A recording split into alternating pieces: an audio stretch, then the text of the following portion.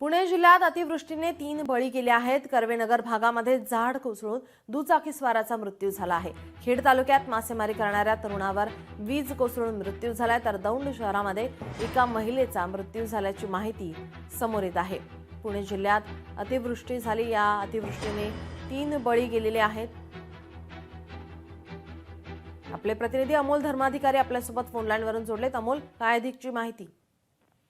आपण पाहिलं की गेल्या 2 दिवसापासून पुणे जिल्ह्याला मुसळधार पावसाने झोडपून काढलेला आहे आणि यामध्ये शेतीचं मोठं नुकसान झालेलं आहे, नागरिकांच्या घरांचं नुकसान झालेलं आहे। पण दुर्दैवाने यामध्ये 3 जणांचा बळी सुद्धा गेलेला आहे। काल संध्याकाळी पुण्यातील कर्वेनगर भागात सुद्धा एका दुचाकी स्वाराच्या अंगावर भलं मोठं झाड पडलं, त्याचा जागीच मृत्यू झाला। तर दुसरं खेड तालुक्यामध्ये जे भामा आसखेड धरण आहे तिथे सुद्धा मासेमारी करणाऱ्या तरुणाच्या अंगावर वीज पडली, तिथे तो कोसळून ठार झाला। तर दौंड शहरामध्ये घराचे काही भाग कोसळून एका महिलेचा मृत्यू झालेला आहे। अशा 3 घटना या पुणे जिल्ह्यात दुर्दैवीपणे घडलेल्या आहेत आणि त्यामुळे मुसळधार पावसाचा फटका हा माणसाला सुद्धा बसलेला पाहायला मिळते आणि त्यामुळे ज्यावेळेस अशा पद्धतीची आपत्ती येते त्यावेळेस नागरिकांनी सुरक्षित स्थळी थांबावं अशा पद्धतीचं आवाहन सुद्धा करण्यात येते। पण गेल्या 2 दिवसापासून पुणे जिल्ह्यात मुसळधार पाऊस झालेला आहे, त्यामुळे 3 बळी गेल्याचं आता समोर आलेलं आहे। जी, धन्यवाद अमोल, आपण दिलेल्या सविस्तर माहितीसाठी।